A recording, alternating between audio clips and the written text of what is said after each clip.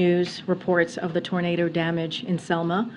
First, our hearts and thoughts go out to the Selma community and everyone impacted by the storm.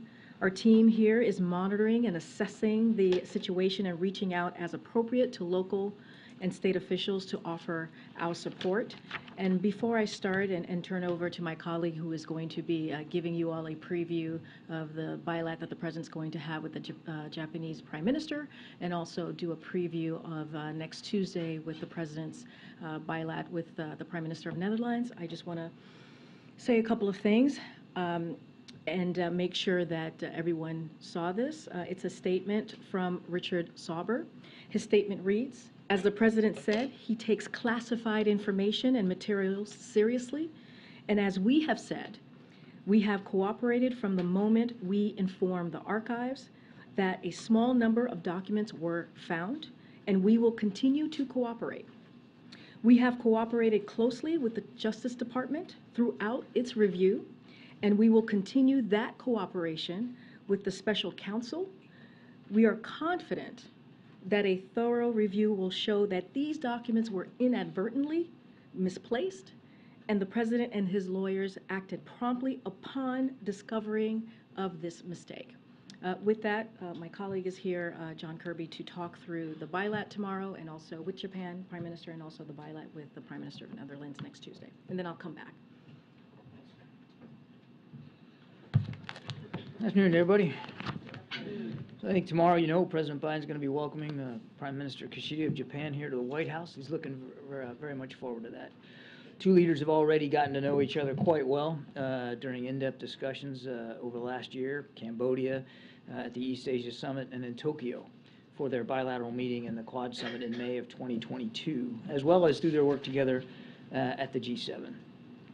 Since taking office, President Biden has invested in our alliances to better equip us to collectively take on the 21st century challenges we face, whether that's the DPRK's pursuit of weapons of mass destruction and ballistic missile and their ballistic missile program, China's assertiveness in the Indo-Pacific region and globally, or of course Russia's unprovoked war in Ukraine. Now, on each of these challenges, and on many more, Japan has proven a steadfast ally, ready to step up and do its part to advance our shared national security interests and values. Now, I'm just going to set a little bit of the backdrop here for this particular visit. Last month, Prime Minister Kishida released Japan's new national security strategy and committed to boosting Japan's defense spending to 2% of their GDP. That includes investments in new defense capabilities, and that's a historic commitment by Japan. Prime Minister Kishida will arrive in Washington after a set of extensive, actually has arrived, after a set of extensive discussions with European partners from Italy to the UK to France, of course, to Canada. And he and President Biden are going to have the opportunity to debrief on those discussions as well. And then, of course, yesterday, you saw the two foreign ministers and the two defense ministers of our countries get together and announce some significant new improvements to the alliance. Upgrades, in fact, to U.S. force posture in Japan, which now include the stationing of a Marine littoral regiment in Okinawa, as well as advanced capabilities from intelligence collection analysis to anti-ship capabilities. But we modernize the alliance by announcing that attacks to, from, and within space could lead to the invocation of Article 5 of the U.S.-Japan Security Treaty. Expanding bilateral exercises between our two countries and training, which includes in Japan's Southwest Islands. And of course, deepening cooperation in the region to include trilateral training and exercises with Australia, and increasing cooperation with the Republic of Korea on ballistic missile defense, anti-submarine warfare, maritime security. All these moves are not only going to strengthen our combined ability to defend Japan, but also will allow the United States and Japan together to provide for peace and security in the Indo-Pacific region and bolster deterrence in the region and globally. Now, I do think that tomorrow will also give President Biden an opportunity to discuss with Prime Minister Kishida progress that we're going to be able to make together in this coming year on a range of national security and economic issues. Japan, I think you know, holds the G7 presidency. They've just taken a seat on the UN Security Council. And while we're going to be hosting the APEC this year, as well as seeking to make swift progress on the Indo-Pacific Economic Framework, there's a lot of overlap there, and we're looking forward to that. we'll discuss how we're going to align these agendas going forward. So tomorrow's program, we expect is going to be a full one. But from our perspective, the message is absolutely clear. Japan is stepping up and doing so in lockstep with the United States. Our investment in our alliances is paying huge dividends, and we look forward to celebrating that tomorrow. Speaking of alliances and partnerships, I'm also pleased to announce that next week President Biden will welcome Prime Minister Mark Rutte of the Netherlands to the White House on Tuesday the 17th to further deepen the historic ties between our two nations. As strong NATO allies and global partners, these two leaders are going to reaffirm our shared efforts to strengthen transatlantic security and economic prosperity. They'll discuss our steadfast support of Ukraine, and the Netherlands has been a very key supporter of security assistance in Ukraine. In fact, they've already provided $1 billion of that and are committing more, almost $3 billion committed, and committing almost $1 billion more going forward. They're going to be able to discuss all that cooperation going forward on critical technologies and a shared vision for a swift end to this war in Ukraine. They also plan to talk about a range of issues that are essential to strengthening democracy, whether that's respect for human rights, rules-based international order around the world, and including as co-hosts of the upcoming second Summit for Democracy. So a big week next week, too, with a very key ally and partner. We're looking forward to that. John, I understand that the leaders will be focused on deterring the threat from China as well as other adversaries, including Russia, nuclear-powered adversaries, North Korea, Russia, China. But what would the leaders be thinking about in terms of this latest announcement from South Korea saying that they're open to acquiring nuclear weapons? Will President Biden and Prime Minister Kishida be focused on this? And does the administration believe that a nuclear South Korea contradicts U.S. policy of denuclearization in the entire peninsula? The United States remains committed, President Biden remains committed to the complete denuclearization of the peninsula. And that hasn't changed. The Republic of Korea has made clear that they are not seeking nuclear weapons. But what we are going to seek jointly together with them are improvements in extended deterrence capabilities. So we're going to move forward on that. Okay, and while we have you here, Ukraine has confirmed that they will be receiving tanks from the UK as well as Poland.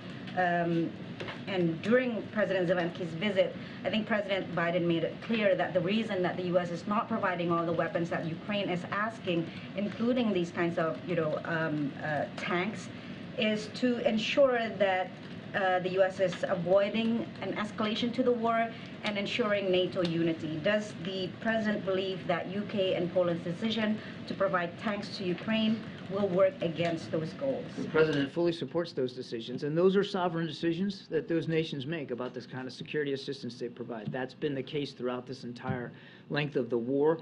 We respect that sovereignty, and we certainly are grateful for all the additional security assistance that nations are providing. I talked about the Netherlands. They've provided air defense capabilities as well as howitzers. So we're grateful for that. But these are decisions that they have to make. The President believes, and these announcements, I think, reinforce this belief that there is terrific solidarity by the international community behind Ukraine and finding ways to support Ukraine. Just next week, Secretary of Defense will be hosting yet another contact group meeting over in Europe to contribute or find ways to contribute more security assistance from more partners. Those have been very, very successful. So the President believes that that all these decisions are actually mutually reinforcing of a larger issue here, and that is solid international community support behind Ukraine. And just to recap on the visit tomorrow, if there's going to be any more announcement outside of the defense aspects of this visit? I'm not going to get ahead of the meeting that hasn't happened yet. I'll let the President summarize it. We'll have a readout afterward. Okay. Non-Japan question, since we have you here, John. An organization called Hostage Aid Worldwide has sent a letter to the President asking for a meeting with him regarding the hostages that have been held, who are dual national, who've been held all over the world, but particularly in Iran. Until now, they have not got an answer. Do you know why the White House is not giving them the attention that has been given to other hostages? We take each case seriously, and we take each case individually, and just to be clear, dual national citizenship has nothing to do with it. If you have a blue passport, if you're an American citizen, whether you're a citizen of another nation or not, doesn't matter. That means you're going to be treated the same. All Americans are treated the same, regardless of whether they have citizenship in another nation. Paul Whalen's a great example of that. So we work each case individually, we work each case seriously, and we try to keep the families as informed as possible. I won't speak to specific meetings that have or have not occurred. When we get requests for meetings, we take those seriously too, and do the best we can to accommodate it. And certainly, we want to make sure that that in our communications with family members, that we are not doing or saying anything that actually makes it harder for us to establish a release mechanism for them. And you have to be mindful of that when you're in the public talking about these cases, that you got to be careful that you're not putting anything out there in the public space that could make it harder. So each one is reviewed individually and sincerely, and if a meeting can be done and should be done, then then we certainly will work to accommodate that. Follow up with this letter? I'm sorry? Would you follow up with the letter that the... We're familiar with the letter. I don't have a response to the letter for you. I wouldn't do that from the podium. We'll certainly respond appropriately. Is Ridge Alconis on the agenda for tomorrow, John? I won't get ahead of the President's discussion with Prime Minister Kishida James. We're certainly, the President is aware of Lieutenant's circumstances in Japan, as is leadership across the military and the Defense Department. But I'm not going to, I won't preview or get ahead of the President's specific agenda. Thank you so much. Can you give us your reaction, the President's reaction to reports that Russia is building up its forces in the east? What's the significance of that, and where do things stand in terms of any potential effort to try to get the two sides to sit down at the table? And You mean the negotiate? east of inside Ukraine? Yes. Inside Ukraine. Yes. And I have one more follow-up. We've obviously been watching very closely military operations, particularly in the east of Ukraine, the Donbass area. And as I've said, even from here in the briefing room, the violence, the fighting in areas around Bakhmut and now this town called Soledar has been significant and severe, and the fighting has been sharp between both sides. We've talked about in Bakhmut specifically, this is largely private military contractors. It's Mr. Prigozhin largely and the Wagner group that have been involved in much of the ground fighting there, but it has been vicious, and that's why going into the winter, knowing that the fighting isn't slowing down there, that we have been so focused on providing additional security assistance to Ukraine. Just last week, Ukraine announced for you, nearly $3 billion worth of systems, and there will be more coming, Kristen. I can't speak to Russian intent here or specific unit movements or what their goals are. I wouldn't presume to speak for the Russian Defense Ministry. I would just tell you that as they continue to literally throw bodies at the fighting in Bakhmut, because they have lost an extraordinary amount of largely convicts in this fighting. As they continue to do that, they need to know and understand that the United States, as well as our allies and partners, are going to continue to make sure that Ukraine can defend itself in that area and do so effectively. And I mean, I don't mean to belabor this, but look at the area, right? This is the Donbass area. We've talked about this. It's a lot like Kansas. It's farmland. It's open ground. And so we want to make sure that we are providing the kinds of capabilities to Ukraine to be able to succeed in that environment. That's why Bradley fighting vehicles were part of the package that Korean announced. That's why the Pentagon will very soon be, DOD and our allies will be starting some combined arms maneuver training outside of Ukraine for up to battalion level units of the Ukrainian armed forces to help them in this fight. Can I just try one more? We're going to direct 99% of our questions about the classified documents to It would be okay with me if it But was 100%. I do have one for you. Has there been an assessment about any potential national security risk of having these classified documents in the President's private think tank here in Washington and his home in Delaware? That would be a question for the Justice Department, because they're conducting a review now. You saw they've announced a special counsel. That issue would be for them to speak to. Can you speak broadly to the national security concerns about having classified documents in private spaces? The President has spoken to how seriously he takes the handling of classified documents, and he as somebody who's aware of the process myself, did exactly the right thing, which is to have them immediately turned over. And that's where this appropriately lies. And again, the Justice Department would be the place to go to answer your question. So I have one question on Japan, and then maybe one on Ukraine. On Japan, are they going to be discussing the semiconductor exports to China and efforts to restrict those exports? Is that going to be a topic? And do you see this as very important to have a country like Japan join those efforts to have some sort of chips control, if not a ban, but to have efforts in that area to control? Again, I want to be careful not to get ahead of President Biden. I think, as I alluded to, it's going to be a very full and robust agenda. But I think it's safe to say that when it comes to issues he discusses routinely with his counterparts bilaterally and in multilateral settings, supply chains, resilient supply chains to include with respect to high technology is always a part of the discussion. But I won't, again, get ahead of what they're going to say. And on Ukraine, I know you've said many times you don't want to talk about the intent of the Russians, but what do you make? It's not that I don't want to. I can't. I mean, what do you make of the new assignment, if you could call it, of Valery Gerasimov, and what does that say maybe about the Russian strategy, as he's been named the new man in charge of the war effort? Yeah, they've gone through quite a few leadership changes, haven't they, now in 10.5 months? Again, I think Karine said this very well yesterday. We'll let the Kremlin speak to their decision-making here.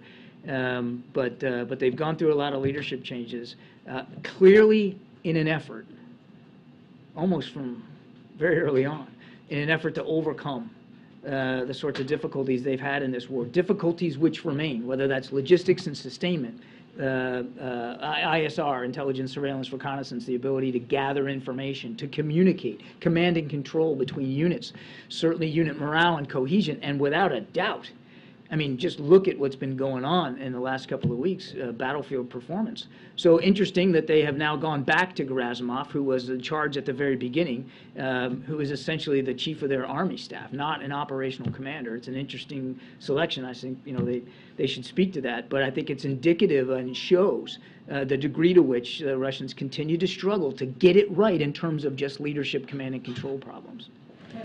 Thank you so much. I had a question, like tensions are rising again between Sweden and Turkey. How confident are you that these two countries can resolve these tensions, and how confident are you that Sweden would be able to join NATO soon? And I would have a follow-up. We firmly support their ascension. I think you know that. President Biden's made that very, very clear,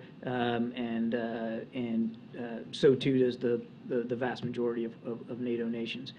I'll certainly let those two nations speak for themselves in terms of the discussions that they're having. You saw yesterday Swedish officials said publicly that they believe that these discussions are actually on a positive track, and we certainly hope that's the case.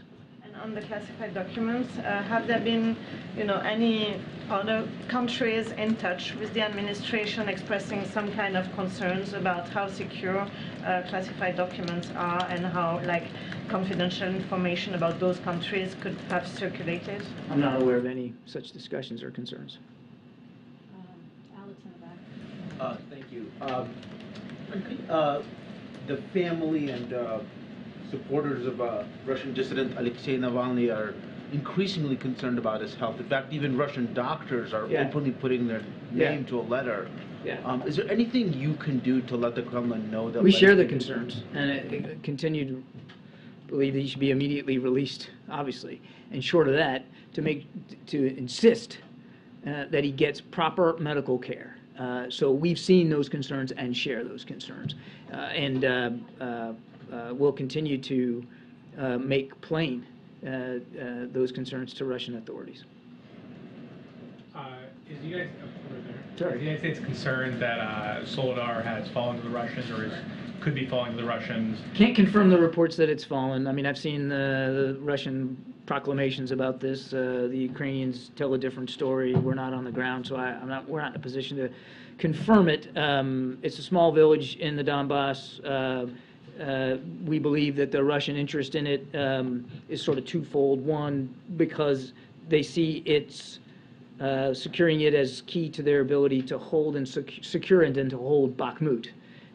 There's also salt mines there, so we also think that there's a bit of an economic incentive, particularly by Mr. Prigozhin, to take possession. And if Russia were to take Soledar, what would that say about Russian advances in that area? I think How would that change the dynamic? yeah, great question. I think, look, we got to keep this in perspective. We don't know how it's going to go, so I'm not going to predict failure or success here.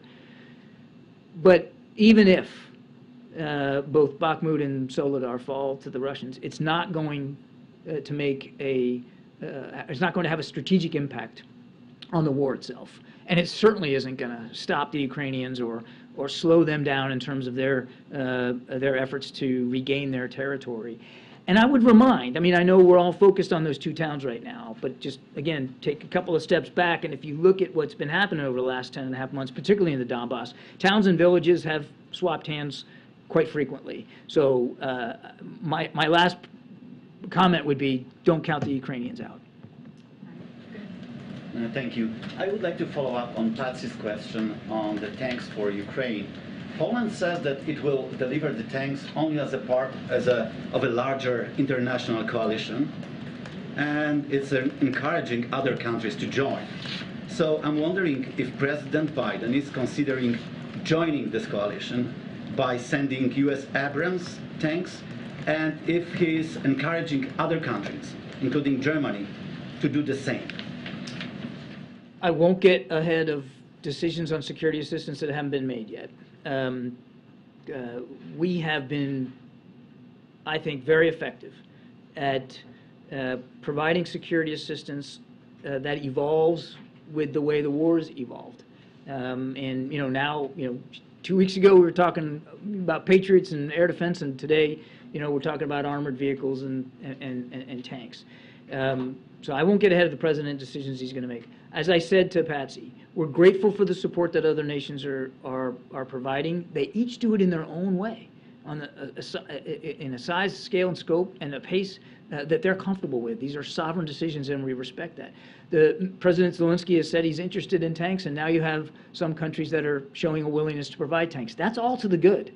The United States will continue to provide our security assistance in the same way we have for the last 10.5 months, working in lockstep with the Ukrainians and making sure that we're meeting their needs as best we can. And if we can't, that we're working with allies and partners to do the same. And again, you asked about this coalition or alliance. Again, we believe that there has been an incredible framework established already internationally to provide security assistance specifically to Ukraine, and that's through this Ukraine Defense Contact Group. There's another meeting next week.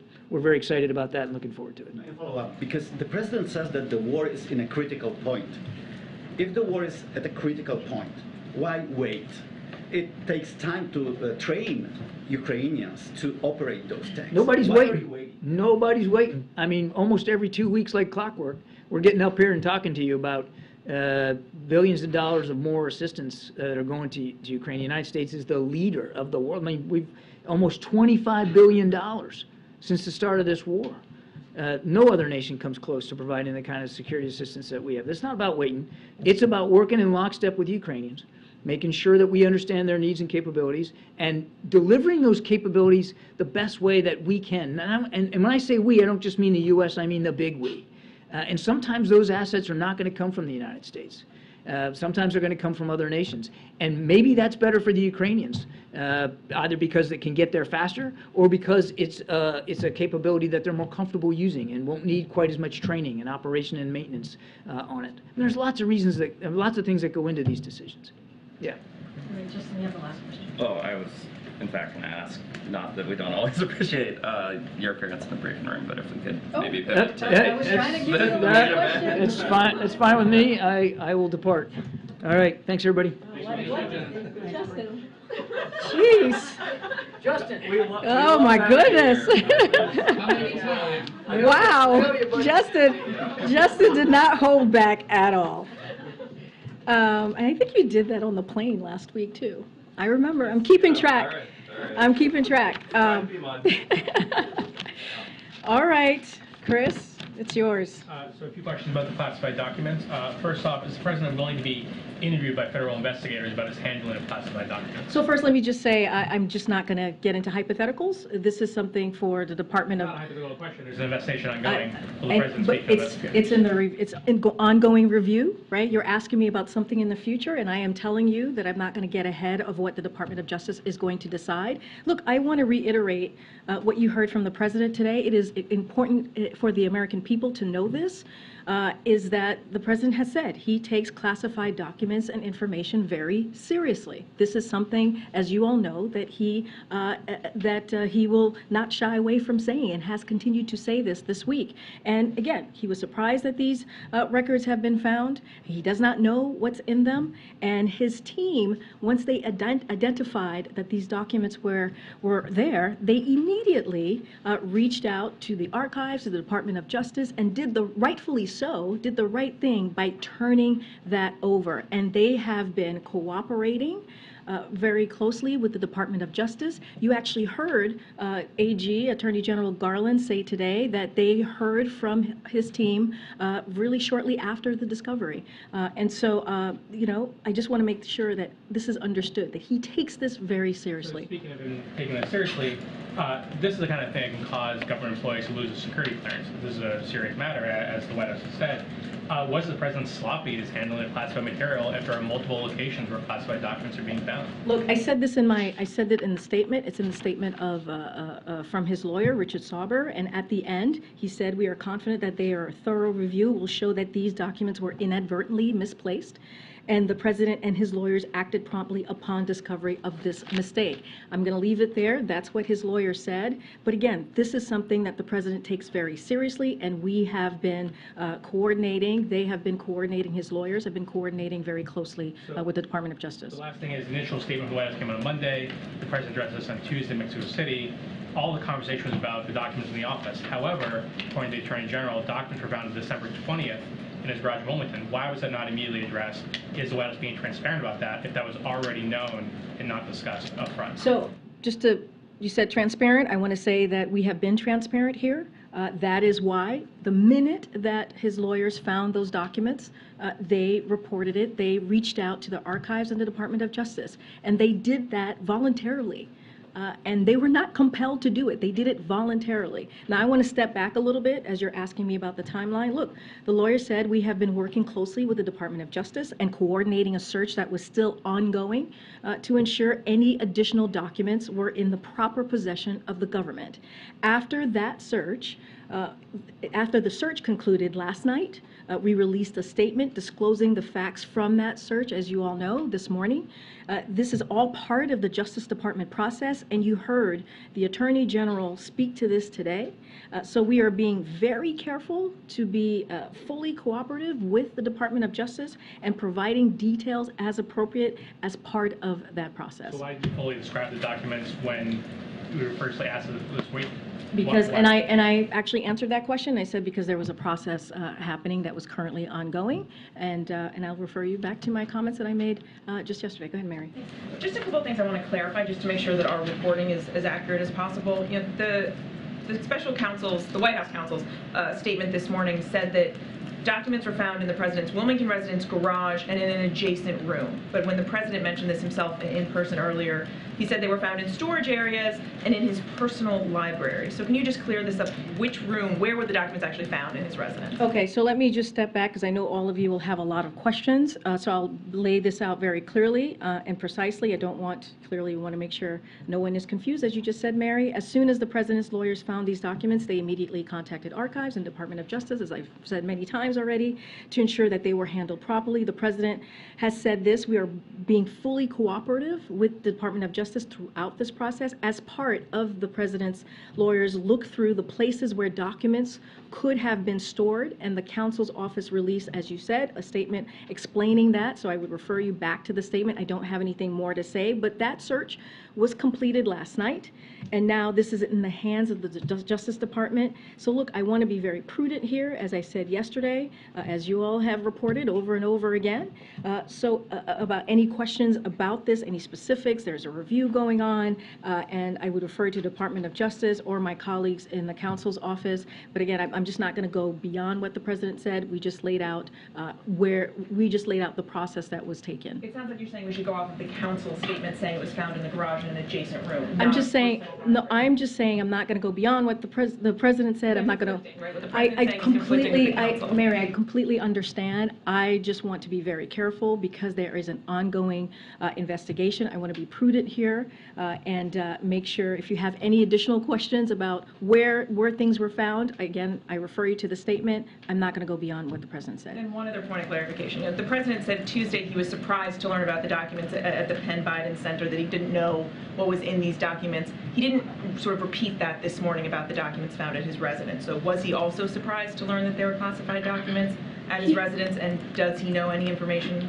about what's in them? He was surprised that the documents were there, and that is also in line with what we shared this morning. And again, he takes this very seriously when it comes to classified information, when it comes to classified documents. And again, it still stays the same. He was surprised that the records were found. He does not know what's in them. That has not changed. And again, his team, when they identified that they were there, they immediately reached out to the archives, reached out to DOJ, just as they did last night, and as we have pretty much laid out previously. And one more, just because much has been made of the differences here between the way you all have handled these documents and the way that the former president handled documents that were taken from the White House. When the FBI went, Garland said when the FBI went to the location being the president's residence and secured these documents, did the FBI just retrieve documents, or was there a search of the residence? Again, I'm just not going to go into the particulars or the specifics of what the Department of Justice did. I can speak to what we have done and what is already out there. We laid out a statement pretty extensively on Monday. We've been laid out a statement this morning on what was found last night. I'm just not going to go beyond. I would refer you to the Department of Justice to give you the specifics on that. As you know, there's an ongoing process. There's a review currently occurring. Gotcha. Thanks. Okay. Great. Can you shed any light on how the documents got to these places and why? Again, there's an ongoing process. It's being reviewed. Don't have more to share. I'm going to let the Department of Justice answer any questions as they're looking at this. Does the White House think that the appointment of a special prosecutor was warranted? I'm not going to get into the decisions that was made by the Attorney General. I will say this, and you've heard me say this many times before. This is a president that believes in the independence of the Justice Department. This is something that he has been saying since the campaign, and you've heard me say this over and over in restoring that independence. So look, we have been very, very careful here not to appear from the White House to influence their decision making on any number of issues. As you've heard me say over and over again, I've said this many times. I'm sure someone has counted the amount of times that I've said that the Department of Justice is independent and we respect their independence. I am certainly not going to comment on or give my opinion. Are we going to give our opinion on what the Attorney General laid out today? What broadly does the White House make of comparisons between President Biden's handling of documents and former President Trump's handling? I'm not going to get into politics from here. What I can say is what I've laid out, which is the president takes this very seriously. He does. He said this twice. And he did not know that the records were there when they were found. He does not know what's in them. And what he did and what his team did is the minute that they realized that the documents were there, they reached out to the archives, they reached out to the Department of Justice. And I'll just leave it there, and I'll leave you all to pontificate and do your punditry. I will not do that from here. Go ahead. Thanks, Corinne. In the statement from the special counsel that the second set of documents, it says the lawyers have completed the ongoing review by the president's legal team last night. Does that mean there are no other locations where documents could be stored? There's no other search underway at this moment in time for documents from the Vice President's time?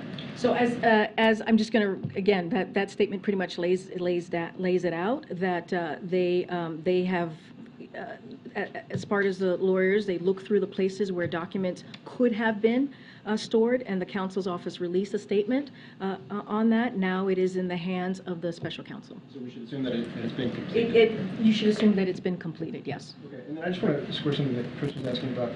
The review was underway when you guys gave a detailed statement about the first set of documents. The review was underway when the president spoke about the first set of documents. You're now saying that you didn't talk about the second set of documents, discovered almost a month prior, because a review was underway. I don't understand, it doesn't make any sense. No, Like, the I think review was underway the entire time. The only difference was that reporters had information on the first set of documents, and therefore you chose to exclude the second set of documents until reporters got information on the second set of documents. Well, let me unconfuse you for a second, Phil. Look, we are trying to do this by the book, and I said yesterday this was under review by the Department of Justice, and the process is as such. When the president's lawyers realized that the documents existed, that they were there, they reached out to the archives. They reached out to the Department of Justice. Rightfully so, may I add. That is what you're supposed to do as lawyers. That's what they did. And they have fully been cooperating with the Department of Justice. And again, I said this earlier in answering a question. You heard from the Attorney General. He said shortly after the documents were discovered, that we did outreach. The President's lawyers did outreach to the Department of Justice and archivists. Nobody's questioning that. That's not what we're asking about. We're asking about. I'm telling you that there's a process. I just laid out what the process is, and I'm about the telling you that public we process were of- trying to do this by the book, and it was an ongoing process. I'm not going to get beyond that, but that is how this works. How can you say this Yeah. was transparent when you've sat on this information for more than 2 months? Thank you, Kareem. Thank you. We are seeking information, and I appreciate and understand why the press office can only say so much. So help us understand this. Who are the president's personal counsel that the Attorney General referred to today? I was asked that question earlier. Let me get back to you. I actually don't have that answer. I think I know who it is, but I want to make 100% clear. Bob Bauer is one, potentially Dana Remus, James Garland, Robert Leno. Are Look, they the ones that have been so contacting the Justice Department? Look, again, I don't want to, I want to say the right thing from here, so I would have to talk to the White House counsel, or you would have to reach out to the White House counsel to talk about who is his personal lawyers. And to button Who this are? up, the first set of documents were found in November at the Penn Biden Center here in Washington. But why did it take until yesterday and until this morning, apparently, for whoever it was to inform Robert Lausch that that final document was found? Was that because there were press reports earlier this week? Again, And the hope was that nobody would find out? Again, Or was it because... there is a process, an ongoing process that is occurring. We did this by the book, and what I mean by that is the moment that the lawyers discovered that the papers were there or the documents were there, they reached out to the archives, they reached out to the Department of Justice, and they immediately, rightfully so, reached out to them to let them know what they had discovered. And that is the process. That is what that is what his lawyers did. Again, it's an ongoing process. As you stated in your question, I am limited in what I can say. It is now in the hands of the Department of Justice. They are reviewing this. As you know, the special counsel was announced by the Attorney General, and so I will leave it there. What was the president trying to say when he referenced his Corvette earlier today? Because it sounded like he was implying that because his garage is a safe place for his car, the documents were safe. And therefore, if it was safe for the car, it was safe for the documents. Is that what he meant? Look, I'm going to just leave his statement as is. I think your colleague was having a back and forth with the president. You can read the transcript of what was asked of him and why he responded that way. I'm just not going to get into specifics. And you talk about we are being transparent. Who's we, and what is the definition of transparent in this case? Is it the lawyers being transparent legally with the archives and the Justice Department, or is it the White House writ large being transparent with the general public? So number one, and I've said this multiple times already, we take this very seriously. The president takes this very seriously. He was not aware that the records were there. He does not know what is in the documents. Again, classified information, classified documents, he takes very seriously. When they were discovered, and this is the right thing to do, right? His lawyers reached out immediately to the archivist. They reached out to Department of Justice to let them know that the papers or the documents assistant. The archivist or the Justice Department? Because the Attorney General this morning said that the attorneys reached out to the archives. It was only later in December when the second batch was apparently found, that then they were reaching out to the Justice Department. I will leave it to what the Department of Justice is laying out. What we are saying that we reached out to the archivist, we reached out to the Department of Justice. That is what is the right thing to do in this case. And not, and so I can finish here. What has been transparent in this as well is that the White House counsel has laid out in detail on Monday to all of you. Not everything, Karine, and you know that. First of all, I can't talk about this, right? Because it is, the Department of Justice is reviewing it. There is a review happening, Ed, right? You know this. We just heard from the Attorney General. There is a review. I am limited in what I can say to this. Could Richard Sauber perhaps come here? I think you should reach out to the White House counsel. We're reaching out on a constant basis, Okay, but why not have them come here to the I am room saying take to you questions? that we have put out lengthy statements, and you can reach out to them as you all have been doing, and I will leave it there. Go ahead, go ahead, Accepting you go to ahead, this, go Karine, ahead, then Justin. why not have them come and answer the questions? They have been talking to you all pretty regularly the last couple of days. They have put out lengthy statements on this. I just read out what Richard Sarber had to say, and I would refer you to the White House counsel. I am limited in what I can say because the Department of Justice, we see them as being independent when it comes to these types of issues. And so I'm not going to go beyond what the President said, and I'm not going to go beyond what the lawyers say. I have to go around. You've asked me about, you've asked me, Ed, then that there's going to be a limit in transparency, public, non-legal transparency, in what can be shared and said by this White House. I disagree. I disagree, Ed. There has not been a limit of transparency. There has not been a limit of transparency. That I will disagree with you on that, Justin. 2 months. Justin. Thanks, Karine. I did want to kind of follow up on what Ed and Phil were asking, which is putting aside the question of whether the president's lawyers acted properly in handing the documents over. There's this lingering question of why there wasn't an acknowledgement of the second set of documents earlier this week. And you said that you're working through a process and going by the book. And what I'm curious is if you're trying to sort of hint at the idea that the Justice Department asked you not to reveal the second set of documents, or you were told in some way not to disclose anything that had not been made public. I would not jump to those two conclusions. That is not what I'm stating. I am genuinely saying to you there is an ongoing process that we are going to follow, and I am limited in what I can say from here. That is why my White House counsel colleagues we refer to them these past couple of days. Now this is in the hands of the Department of Justice, as you all heard from the Attorney General himself. I guess I remain confused. If the Justice Department didn't ask you not to disclose these documents, why on Monday, as this news was coming out, Tuesday, as the President was talking about it, you didn't say, here's everything we know at this point?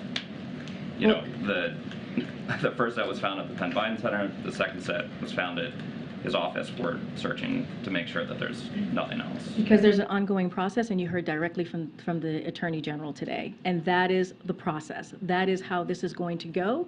It is not going to come from here, from me at this podium. It is going to come from the Department of Justice, and that is just the process that's happening currently. I feel slightly bad about chasing Kirby from the room, so I'm going to ask you one thing not about the special counsel, which is... What? No, now you can't. You can't now ask a question that you could have asked to Kirby. Well, it wasn't for Kirby. It was for you. Okay. You got a question yesterday, actually, about Moderna raising the prices of the COVID vaccine, and said that you would take the question. I was wondering if you had And a I follow-up. did. I actually did, and Michael is not here. I was going to provide this information to him today. So I don't want anybody to be confused here. As you know, this is incredibly important.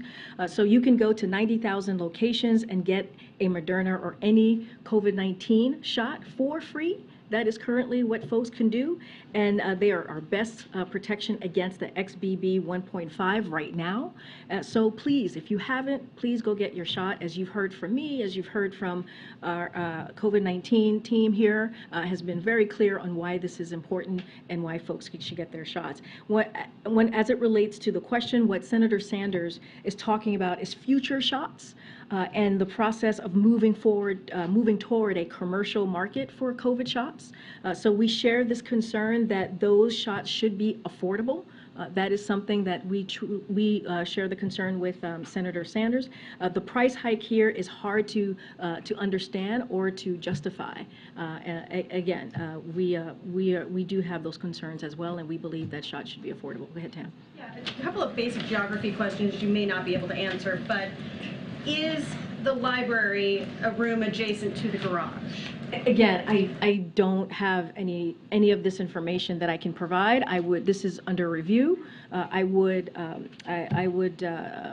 refer you to the Department of Justice. I'm just not going to go into specifics here. Not something that I can do from here. And is the president's Corvette stored in the garage where the documents were found, just for pure fact purposes? Well, I will basically repeat what the president said. His Corvette is in the garage. I'm not going to go beyond what the president said. Okay, and on the transparency issue, would you admit that earlier this week the White House shared incomplete information? I think that when we all heard Merrick Garland say that these documents at the residence were found on December 20th, that they were notified, that was pretty surprising to all of us based on the statements that you and the president and the counsel's office had made. Well, as I just said, as you saw in our statement, the documents that were found last night, right? They completed the search with documents being found last night. And then this morning, we put out, you heard from the White House counsel, we put out the information on specifically what was found. But just one document was found last night. The search was continuing. It was ongoing. The process, as I've been saying, was ongoing, and the search is clearly complete, and therefore we shared the information with all of you. Again, this is an ongoing process. I would refer you to the Department of Justice on any other specifics or particulars, even on timeline, or any other questions that you have. Does Biden have any regret? Right here. Oh. I'm going to go back. Go ahead. One follow-up to a couple of questions. But is the president confident? You said that the search has been completed, but is the president confident that there are no additional documents with classified markings that remain in any other additional locations? Look, I can just refer you to what his team said. The search is complete. He is confident in this process, and I will leave it there. And they've been cooperating very closely with the Department of Justice. And we've gotten a statement that the White House did not get advance notice that Garland was appointing a special counsel. That is correct. When did the president learn? How did he learn? Was it from the press conference? Did he get a heads up before that? We learned from the press conference. The president, we were not giving a heads up, and we learned from the press conference. He was in a funeral at the time. When did somebody tell him? Right? Look, he was at a funeral, to your point. Maybe one of his senior advisors may have told him. I actually don't know specifically when he knew, but what I can say to you, we were not giving a heads up. That I can confirm, as you all know already. And have you had a chance to talk to him since then? Can you give us his reaction? I have not had a chance to talk to the president about this or his reaction. Does the White House feel like House Republicans have a right to conduct an investigation on documents issued? They've, of course, started sending requests and saying they're going to look into this. Does that fall in the realm of sort of legitimate requests from House Republicans right now? Look, I'm not going to speak to what the House Republicans decide to do. What I can speak to is that we are, the president's lawyers is complying, and they are working on this with the Department of Justice, as they have been. Again, this is something that the president takes very seriously when it comes to classified information, when it comes to classified documents. I'm just not going to go into what the Republicans on the House do or don't do. And then, sorry, just separate from this, I was wondering if the White House had any thought on the Senate primary in California that's shaping up. So as you know, the president sees Senator Feinstein as a long-time friend and also a colleague who he deeply respects and has collaborated on historic pieces of legislations over the years, and such as the last federal ban on assault weapons. So he respects the talented officials in California who are expressing interest in running for her seat, and we are prohibited from here, as you know, about talking about campaigns or elections, not something that I can do from the podium, so it would be inappropriate for me to weigh in with more specifics on any forthcoming Senate race, including the one in California, but clearly he sees her as a longtime friend and colleague. Good, Joe. Yeah, the president, when he was in Mexico City and asked about the classified documents that were found in the private office at the Penn Biden Center, said that he didn't know what the documents contained or what was in them. Is that the case also with the documents found at his Wilmington residence, that he doesn't know what those documents involve? Yeah, I already answered the question, and he does not know. He's not aware of that the records were there. I'll come over. Sorry, could you just clarify a little bit more about when you say that we inform the archives immediately, the Department of Justice immediately, since this happens in various points in time, what exactly was said at which juncture? Because it seems to be there's some conflict there and some... Look, again, I will refer you to the Department of Justice. What I can tell you is that his lawyers reached out to the archivist, to the Department of Justice, which is what you're supposed to do, which is the right thing to do. I'm not going to get into specifics of time of who they reached out to first. I would refer you to the White House counsel to get more specifics.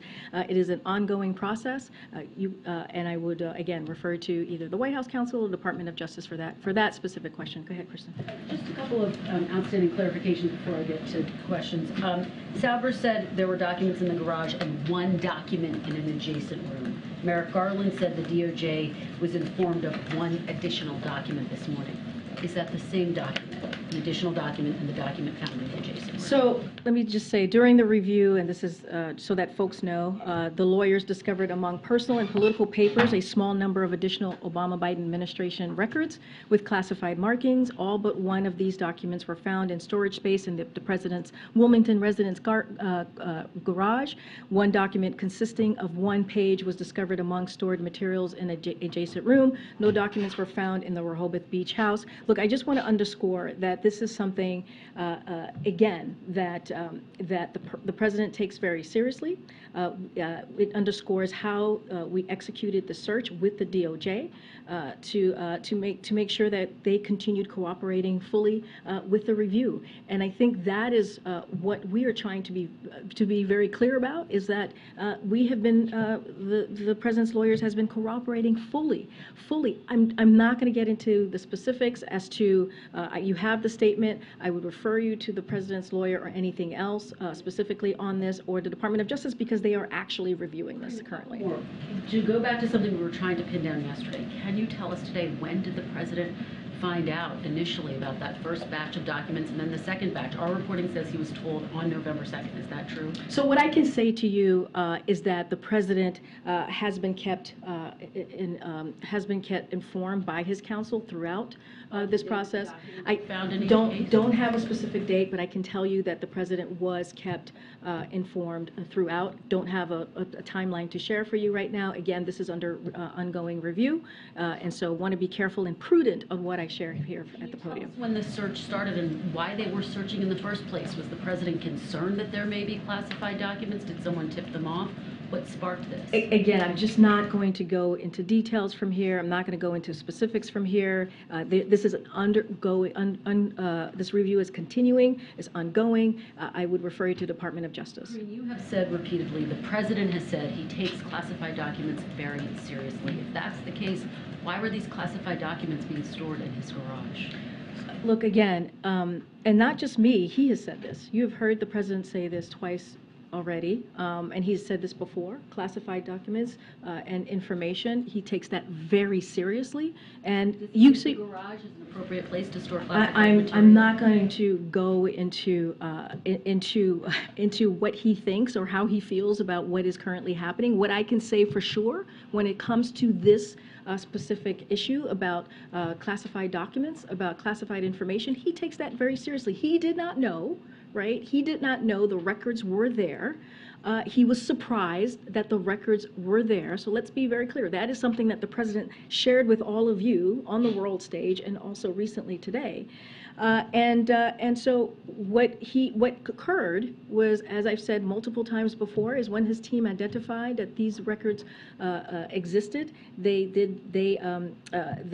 handed them over to the archivist and also the Department of Justice. Just one more, Karina. Sure. Do you acknowledge that the fact that the White House did not reveal this to the public, despite the fact that you've known about it for months, undercuts the president's promise of being transparent with the American people. But here's the thing, they were transparent. There was transparency in doing what you're supposed to do when these items were discovered. Not with the American people. Look, I am here standing in front of you answering these questions, right? The president took 2 questions this week on this. You've heard, let me just answer. You've heard from the White House counsel who put out multiple statements on this. And so, again, this is an ongoing process. We want to respect the process, and we have laid out very clearly what occurred. Again, don't want to get ahead of this. The Department of Justice, you all can will get your questions answered from them during this time. And so I would just refer you to the Department of Justice. And now, as you all know, there's a special counsel dealing with this. Go ahead. Thank you, Corinne. Another one on GarageGate. What is the White House trying to hide? Nothing. Someone gave the president a statement to read on Tuesday that was incomplete at best, misleading at worst. Who? So I have read out the president's statement. I have read it out yesterday and what he said. He said that he respects or he takes classified information and documents very seriously. That's what he said. He said that he did not know that the records were there. He does not know what's in them. He said that. You heard from him directly on this. And his team has been cooperating fully. And not only that, again, I'll say this, the Attorney General said this himself, that he heard from the team shortly after. So we have laid out what has occurred here. You've heard from the White House counsel. I just read the statement from his lawyer.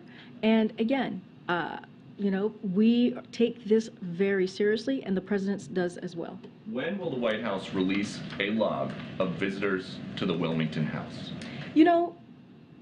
Peter, you've asked this question, or your colleagues have asked this question before. Let's not forget what we did here in this White House. We instituted something that the last administration got rid of, which is putting out the White House, making sure that there was a White House log, extensive White House log, so the American people got to see. House where there is potentially unsecured, classified material. Again, I am telling you, we did something that the last administration got rid of, which is instituting the White House logs. Did you ask the last administration why they got rid of the White House logs? Okay, let's go. Let's go. Well, did Fox did? Go ahead. Go ahead. Go ahead. The Delaware residents. Oh, I'm sorry. I was calling the gentleman who wanted to ask a question that was not related to this. Go ahead. Thanks, Corinne. I appreciate it. I know I'm a little behind the news cycle here, but I want to go back to yesterday's op-ed from the president on big tech regulation. In Washington State, we've got the chairs of both Senate and House Commerce Committees, and Congresswoman Morris Rogers put out a statement saying, essentially, great, let's do it. Let's put forward this bill that passed her committee almost unanimously last Congress, the Data Privacy Protection Act. I just want to know if the president supports and the White House supports that bill. So the president has long called for strong privacy protections. That is something that he's been doing and calling for since almost the beginning of his administration. We are heartened to see bipartisan cooperation continue on this important issue, on this critical issue.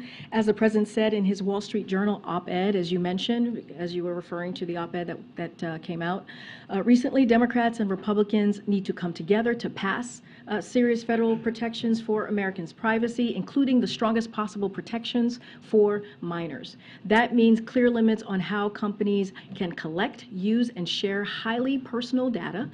We welcome, to your question, we welcome the partnership of Senator Cantwell, Chairwoman McMorris Rogers, Congressman Pallone, and others in getting a bipartisan product to the president's desk that protects our privacy and also protects the privacy of our children. We think this is a critical, important issue, and again, we'll continue to call for this. The point on that has been specifically the pushback from California lawmakers worried about preempting state laws like California's. Does the president believe that it's important to have a strong, like a national standard for data privacy, even if it's weaker than individual state laws? So look, I don't have any news to make about specifics of the pieces. That's what's the specific pieces of the legislation. I'll just say this: we look forward to working with both parties and both houses to get privacy and other tech legislation done. We think again it's important for the protection of protection of privacy is important for Americans across the country, but also let's not forget our children. Was the Corvette searched, Corinne? Thank you, Corinne. I'm sorry. Go ahead. No, Thank you, Corinne. I have a couple of questions here, but I wanted to follow up quickly. You have said repeatedly that the president's lawyers did the right thing, but you also said earlier during the briefing of the president's lawyers immediately reaching out to the National Archives that, quote, they were not compelled to do it. They did it voluntarily. Is it the position of the White House that legally the president could have just held on to these? That's not what I'm saying. I'm saying they did the right thing, period. I wouldn't read into it. I'm saying that they did the right thing and they did it voluntarily because it is the right thing to do when you find these types of documents to indeed reach out to the archivists and reach out to the Department of Justice. So they, and outside of that, they have been cooperating very closely with the Department of Justice. It is and rightfully so, they did this. But I guess I'm just a little confused and I want to move on, but what did you mean when you said that they, were not compelled to do it? They did the right thing. That's it. I wouldn't go down into a rabbit hole on this. They did the right thing by reaching out to the archivists and to the Department of Justice. Does the White House know how many stops these classified documents made before they ended up in his home in Delaware or in the Biden pen office? For instance, can you rule out that there was a third stop between a secure location and the garage? Again, I would refer you to Department of Justice. And then there was a question that was asked about the visitor logs with regards to folks who have come in and out of the president's home in Delaware. Does the administration have any idea between the garage and the Biden pen office just how many people could have gotten their hands on this? Or, are we to assume that the White House doesn't have an estimate? That There's an ongoing review on this, and I would refer you to the Department of Justice. Okay, and then, just finally, the president has said that his lawyers have advised him not to ask what was in these classified documents. I don't understand the purpose of that. He's the president of the United States. He has access to Because all we're the trying to classified do this by the book. We're trying to do this in the appropriate way. And so that's what I would say to you. His team has been complying, right, cooperating with the Department of Justice, and I will leave it there. I'm not going to go beyond. The book says that he can't look at this. What would compel him or push him in that direction? Because you've said it repeatedly. What, I guess, as he tries to do this by the book, as he tries to do the right thing, what are his lawyers looking at that says, yeah, don't look at this classified information that was found? Again, there's a process here. The process is that when the lawyers found that these documents existed, they reached out to the archive and also the Department of Justice. That is the process, and they have been cooperating closely, working closely with the Department of Justice. And now, as you've heard, the Attorney General made a statement today, and so I would refer you to them. All right, everybody. Thank you. Oh, go ahead, Steve. Twice in the last 6 months, the FBI has had to visit the home, private home, of a current and a former president to collect classified material. Does the federal government have a records retention problem that needs to be addressed? Look, I'm not going to get into the politics of this or the specifics of this. All I can say is the president has been very clear on this. He takes this very seriously. Again, he was surprised that the records were there, that the documents were there. He does not know what's in them. His team did the right thing, right, which is as the moment that they realized the documents were there, they reached out to the archive and they reached out to the DOJ. I will see you all tomorrow. Thank you, everybody.